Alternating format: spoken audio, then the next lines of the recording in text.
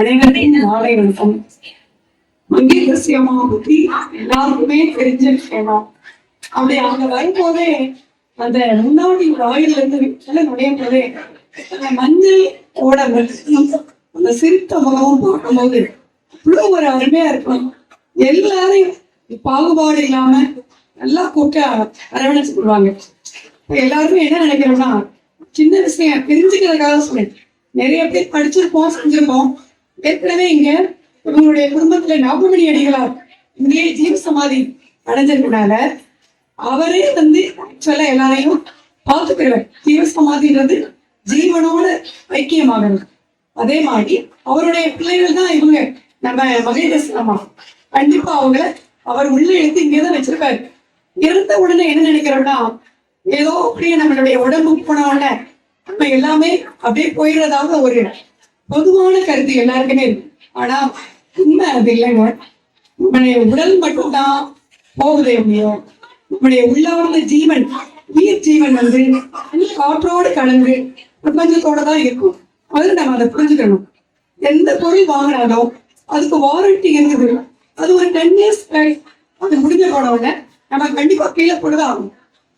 பார்த்து பார்த்து வாங்குற பொருள் கூட கேட்கும் மாசத்துக்கு எதுவாக இருக்கட்டுமே, அதை வாங்கினா ஒரு 50 ஆண்டுகள் 100 ஆண்டுகள் எப்படி ஆனாலுமே அது உதிரதான் போகுது.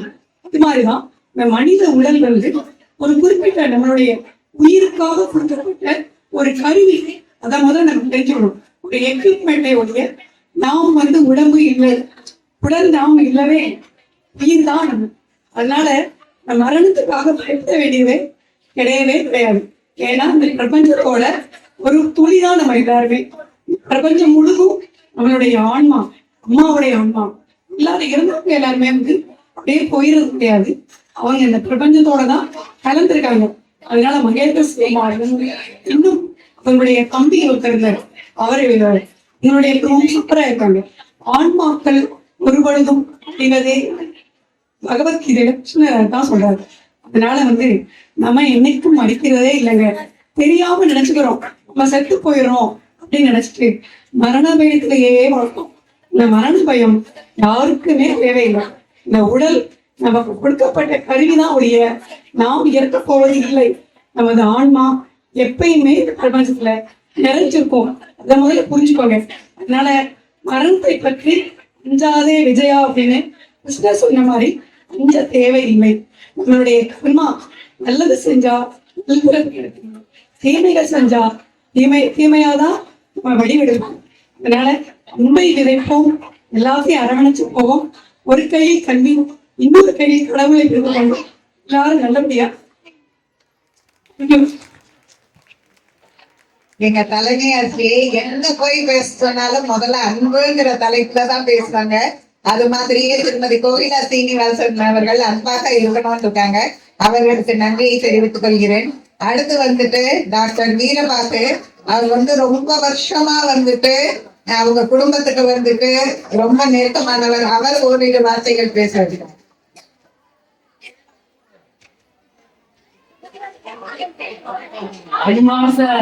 பொதுகளே, தாய்மார்களே, எனது குழந்தைகளே, என்னை பார்க்க நான் 30 வயது ஆனாலும் நான் இளைஞராக இருக்கிறேன்.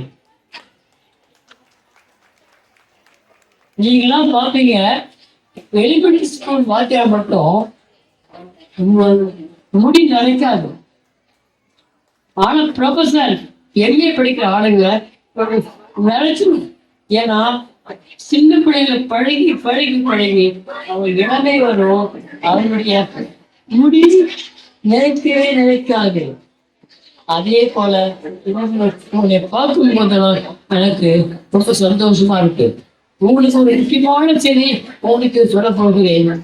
தாய்மார்களுக்கும் குழந்தைகளுக்கும் நீங்கள்லாம் என்னுடைய ஆத்மாக நண்பர்கள். அப்துல் கலாம் என்று நீங்கள் கேள்விப்பட்டிருக்கீங்க. நானும் அவரும் ஒன்றாகவே 951 அமர்த்தொன்னில் எங்கள் காலத்துல ஒரே நூல்ல தங்கியிருந்தோம்.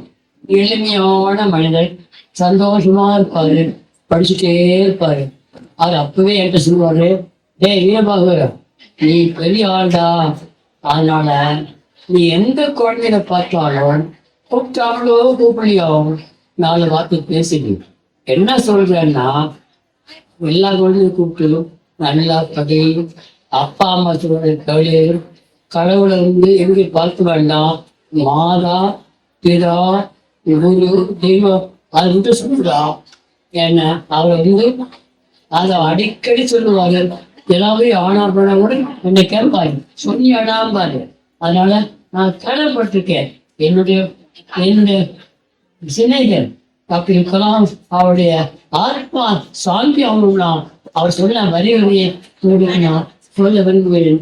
மாதா பிதா குரு தெய்வம் ஒரு ஒன்றும் வேண்டாம், அப்பா அம்மா சொல்ல கைங்க. அதே மாதிரி அப்பா அம்மா என்ன பண்ணணும், நல்லதான் பிள்ளைங்க சொல்லுது, நல்லா சொல்லி தருங்க, படிக்க வைக்க வேணும். அது மட்டும் இருந்தா நான் பெரிய ஆளாம். இங்கே 2 பேரு மங்கை 2 பேரும் நாங்க ஒன்னாவே 25-40 வயசு தான் கொண்டாடுங்க. இது மாதிரி தியாகம் 4 பண்றாங்க. ஒருத்தர் ஹெட்மிஸ்ட்ரஸ், ஒருத்தர் ப்ரொஃபஸர். வாழ்க்கையே வேண்டாம், கசமளிக்காக தந்து பெரிய தியாகத்தை பண்ணி நல்ல பெரிய பள்ளிக்கூடத்தை யார் பண்ணுவார், யாரும் பண்ண மாட்டான். அவர் சந்தோஷமா இருக்கலாம். இவங்க பெரிய இடம் இருக்காது, கோடி வரும் புரிந்தாலும் தியாகம் உண்டு. என்ன தியாகம்? அது மக்களுக்காக, குழந்தைகளுக்காக படிக்க வைக்க வேண்டும் எடுத்தார்கள். அவர்கள் வாழ வேண்டிய வாழ்க்கை இந்த மனமான சந்தோஷத்தை எவ்வளவு மங்காக இருக்க வேண்டும். மங்கை இறந்து போனார்கள் நம்ப மாட்டேன். அவருடைய ஆத்மாத்மா இருக்கிறது. அவர் நல்லா இருக்கணும், நீ நல்லா இருக்கணும், நல்லா படிக்கணும். இந்த நாட்டை தமிழ்நாட்டில் இந்தியா பெரிய ஆளாக நீங்கெல்லாம் நல்லதான் நினைக்கணும், நல்லதான் படிக்கணும். மக்களை பிள்ளைகளுக்கு நல்லதே சொல்றாங்க. நன்றி, வணக்கம். இந்த தருணத்திலே டாக்டர் அப்துல் கலாம் ஐயாவை ஞாபகப்படுத்தியதற்கும் அவர் பேசுற மாதிரியே இருந்தது டாக்டர் வீரபாகு ஐயா அவர்கள் பேசியது. அடுத்து மாதா பிதா குரு தெய்வத்தை வணங்க வேண்டும் என்றார்.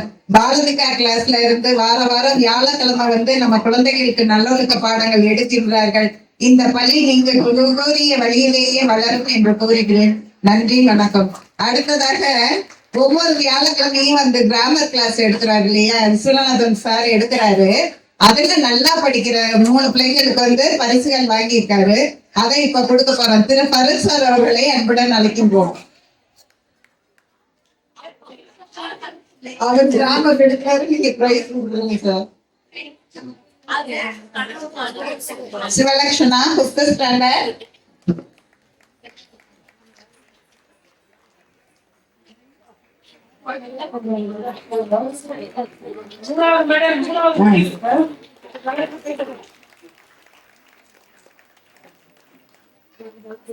Janet Ruby 3rd standard.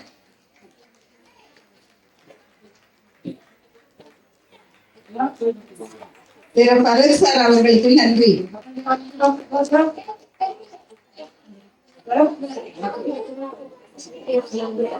Thiru Arun Prasad பருத்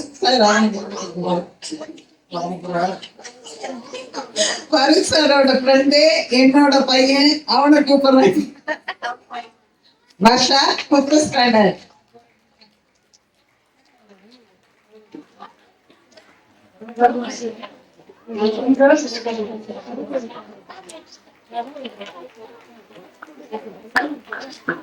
திரு அருண் பிரசாத் அவர்களுக்கு நன்றி. இப்ப நம்ம ஆனுவல் டேனா இவ்வளோ பேரை ஸ்டேஜ்ல ஏற்றிருக்கோம் இல்லையா, இவங்க எல்லாமே நமது பள்ளிக்கூடத்திற்கு உதவி செய்பவர்கள், மேலும் பள்ளி வளர்ச்சி அடைய வாழ்த்து கொண்டே இருப்பவர்கள். அவர்களுக்கு சிறந்த ஒரு நல்ல கை தட்டிட்டு அடுத்த ப்ரோக்ராம் ஆரம்பிச்சிடலாமா? நன்றி.